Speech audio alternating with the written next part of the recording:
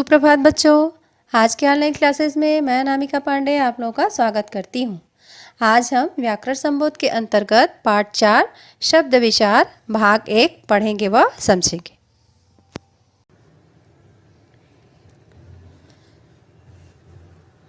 भाषा की मूल इकाई ध्वनि है। ध्वनि का लिखित रूप वर्ण कहलाता है। वर्णों ध्वनियों का सार्थक समूह शब्द कहलाता है। शब्द की परिभाषा ध्वनियों व वर्णों के सार्थक समूह को शब्द कहते हैं। निश्चित अर्थ प्रदान करने वाले वर्ण समूह शब्द कहलाते हैं। वर्णों के सहयोग से शब्द बनते हैं, परंतु प्रत्येक वर्ण समूह को शब्द नहीं कहा जा सकता। केवल ऐसे वर्ण समूह को जो किसी निश्चित अर्थ का बोध कराते हैं उन्हें ही शब्द कहते हैं। उदाहरण के माध्यम से समझें। आइए देखते हैं उदाहरण। सूरज। हम सभी जानते हैं कि सूरज किसे कहते हैं, जो पूरे संसार को अपने प्रकाश से प्रकाशित करते हैं, अर्थात इसका कोई निश्चित अर्थ निकल कर आ रहा है। इसी को अगर हम इस प्रकार उल्टा लिख देते हैं तो क्या हो जाएगा, ये जरसू। तो शब्दों का समूह तो यह भी है, लेकिन बच्चों इसका कोई भी निश्चित अर्थ नहीं निकल कर आ रहा, इसलिए यह शब्द समूह शब्द नहीं कहलाएंगे। शब्द भेद। हिंदी भाषा विशाल सागर के समान है, जिसमें अन्य भाषाओं की शब्द रूपी नदियाँ आकर मिलती हैं। भाषा कुछ शब्द स्वयं बनाती है तो कुछ शब्द अन्य भाषाओं से ग्रहण करती है।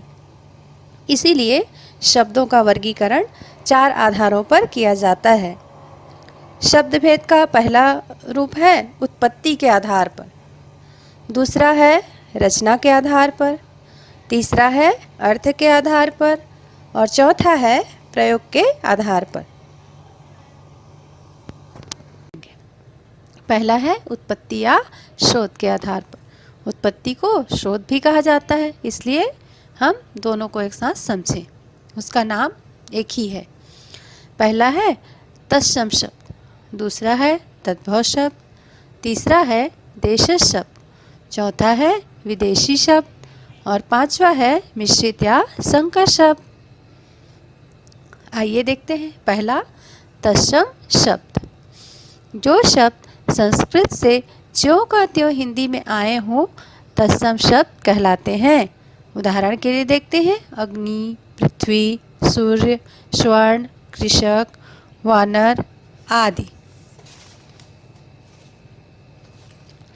संस्कृत के ऐसे शब्द जिनका प्रयोग हिंदी भाषा में उसी रूप में किया जाता है जैसा कि संस्कृत में किया जाता था, ऐसे शब्द को हम तत्सम शब्द कहते हैं, जैसा कि उदाहरण से हम समझ ही गए होंगे। आइए देखते हैं तद्भव शब्द किसे कहते हैं। तद्भव शब्द संस्कृत के ऐसे शब्द जिनका हिंदी भाषा में आकर रूप बदल जाता है तद्भव शब्द कहलाते हैं। उदाहरण देखते हैं। आग, धरती, सूरज, सोना, किसान, भंडार, बंदर आदि। इस तरह से हम शब्दों को देखकर पहचान जाएंगे कि तद्भव शब्द किसे कहते हैं और तत्सम शब्द किसे कहते हैं।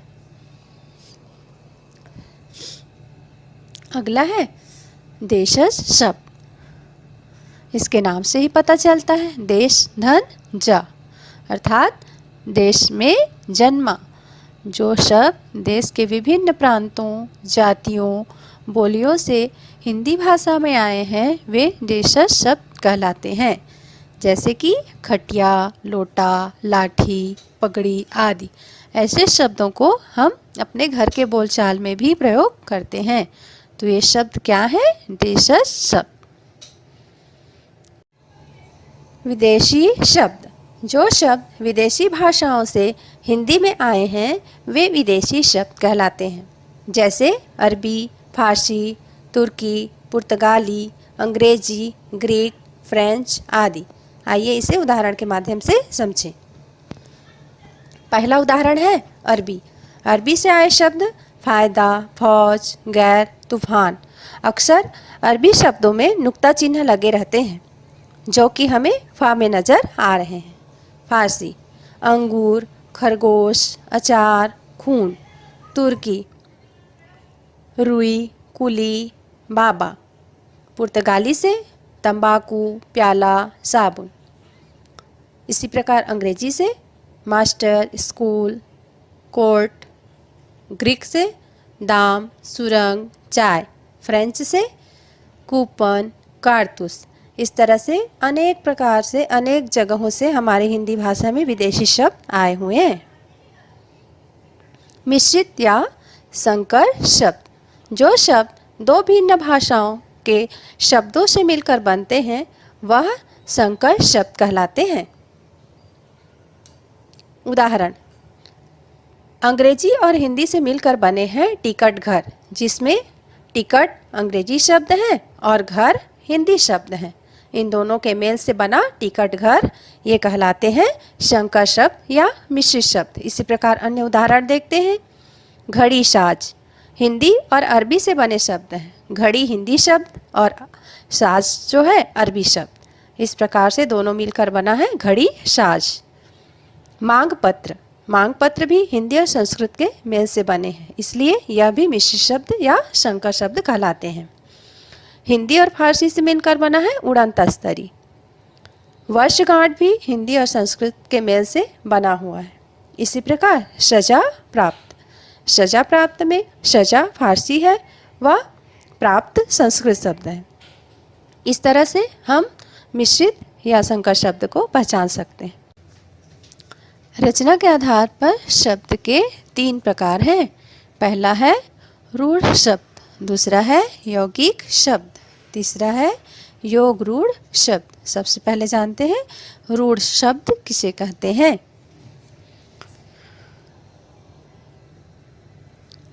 रूढ़ शब्द जो शब्द अपने आप में पूर्ण हो, जो दूसरे शब्दों के योग से ना बने हों, जिन शब्दों के सार्थक खंड ना हो सके, वे रूढ़ शब्द कहलाते हैं। आइए उदाहरण से देखें। पहला उदाहरण देखते हैं जल। जल को यदि हम खंड में विभाजित करते हैं, जैसे कि यहाँ उदाहरण में दिया गया है ज धन ला, तो ज और ला का कोई भी सार्थक अर्थ नहीं निकल रहा। उसी प्रकार यहाँ दूसरा उदाहरण है शेर। शेर को यदि हम 2 खंडों में विभाजित कर देते हैं, शे धन रा, तो शे या र से कोई भी सार्थक अर्थ नहीं निकलता। तो इस तरह से हम अपने हिंदी भाषा पढ़ेंगे उसके शब्दों को देख करके समझ सकते हैं कि ये रूढ़ शब्द हैं। मैंने यहाँ नीचे और भी कुछ उदाहरण दे रखे हैं। देखिए जल, शेर, पैसा, घर, घोड़ा, सेना, फूल, सोना, पुस्तक आदि। इनको भी हम यदि खंडों में विभाजित करेंगे तो यह सार्थक अर्थ नहीं देंगे। इसलिए हम कह सकते हैं कि जिन शब्दों के खंड ना हो सके रूढ़ शब्द कहलाते हैं। आइए आगे देखते हैं। यौगिक शब्द। यौगिक शब्द से तात्पर्य है मेल से बना हुआ। जो शब्द किसी मूल शब्द में अन्य शब्द या शब्दांश जैसे कि उपसर्ग, प्रत्यय लगाने से बनते हैं, यौगिक शब्द कहलाते हैं। आइए इसके शब्दार्थ को इसके परिभाषा को जानें। 2 या 2 से अधिक शब्दों या शब्दांशों के मेल से बने शब्द यौगिक शब्द कहलाते हैं। उदाहरण से ही हमें स्पष्ट हो जाएगा। पहला है धनवान। धन अर्थात होता है पैसा। धनवान का तात्पर्य है युक्त होना। धनवान का क्या तात्पर्य होगा? पैसा से युक्त होना। धनी व्यक्ति को जिनके पास पैसे अधिक होते हैं उसे धनवान कहा जाता है, क्योंकि वो धन से युक्त होते हैं। इस तरह से शब्दों को देख करके हम यौगिक शब्दों को जान सकते हैं। दूसरा उदाहरण देखते हैं। पाठशाला। पाठ यानी होता है पढ़ना और शाला यानी होता है घर, पढ़ने का घर। तो इस तरह से हम खंड खंड में भी विभाजित करेंगे तो भी वो अलग अलग शब्दों के मेल से बनते हैं। ऐसे शब्दों को हम यौगिक शब्द कहते हैं। इन शब्दों को देख करके आप जान ही गए होंगे कि यौगिक शब्द किसे कहते हैं। आइए आगे देखते हैं। योग रूढ़ शब्द। योग रूढ़ शब्द जो शब्द यौगिक होते हुए भी किसी सामान्य अर्थ को प्रकट ना करके रूढ़ शब्दों के समान किसी विशेष अर्थ को प्रकट करते हैं उन्हें योग रूढ़ शब्द कहते हैं। उदाहरण देखते हैं। जलज, जलज जल धन ज। जल यानी होता है पानी और ज यानी होता है जन्मा। जल में पैदा होने वाला अर्थात कमल।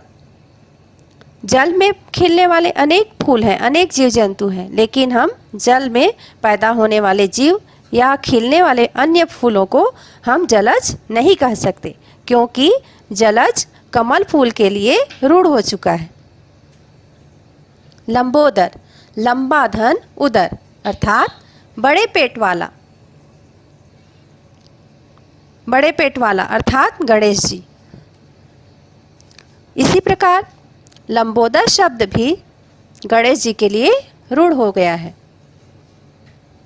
गिरिधर, गिरि अर्थात पर्वत, धर अर्थात धारण करने वाला, अर्थात होगा श्री कृष्ण। उसी प्रकार गिरिधर शब्द भी श्री कृष्ण जी के लिए रूढ़ हो गया है, इसलिए इन्हें हम क्या कहते हैं? योग रूढ़ शब्द कहते हैं। बच्चों, आप लोग को स्क्रीन पर कुछ नज़र आ रहा होगा कि इन लोग क्या कर रहे हैं। ये अपनी लक्ष्य की प्राप्ति के लिए प्रयास कर रहे हैं। इसी तरह से आप लोग भी इस वीडियो को 2 से 3 बार देखो और पढ़ो, समझो, तो शब्द भेद आप लोगों को भी स्थायी रूप से याद हो जाएगा। तो आज के ऑनलाइन क्लासेस में बस इतना ही। धन्यवाद।